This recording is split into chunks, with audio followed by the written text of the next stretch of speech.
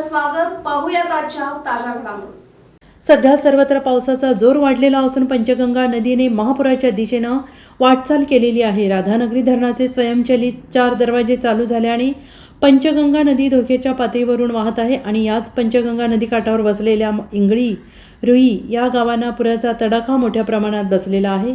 गावातील अनेक घरात पुराचे पाणी घुसलेले असून प्रापंचिक साहित्याचं मोठं नुकसान झालंय आणि यातील बहुतांशी लोकांनी पुराचा धोका ओळखून आपला संसार सुरक्षित ठिकाणी स्थलांतरित केला आहे.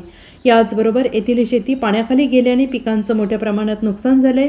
संभाव्य महापुराचा धोका ओळखून लोकांनी योग्य ती खबरदारी घ्यावी असं आवाहन प्रशासनाच्या वतीनं करण्यात येत आहे. रुई येथील सहारा बेकरीजवळ रस्त्यावर पाणी आल्याने पट्टण कोडोली रुई वाहतूक बंद करण्यात आलेली आहे. रुई गावचे प्रभारी सरपंच अशोक आदमाने, पोलीस पाटील नितेश त्रास आणि त्यांच्या सहकाऱ्यांनी या ठिकाणी बॅरिकेड्स लावून रस्ता वाहतुकीस बंद केलेला आहे. तर इंगळी गावात अनेक घरात पाणी घुसल्याने येथील नागरिक भयभीत झालेले असून सरपंच दादासाहेब मोरे हे आपल्या सहकाऱ्यांसह त्यांना मदतीसाठी रात्रंदिवस प्रयत्न करत आहेत. दरम्यान पावसाचा जोर वाढल्याने पट्टण कोडोली कोल्हापूर हा राज्यमार्ग पट्टण कोडोली येथील चिकुल ओढ्याजवळील सखल भागात पाणी वाढल्याने काही काळ बंद करण्यात आला होता.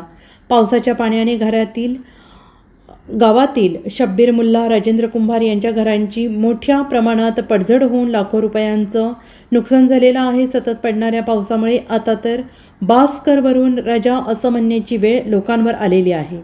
SV न्यूजसाठी पट्टण कोडोलीहून सौरभ बिरांजे.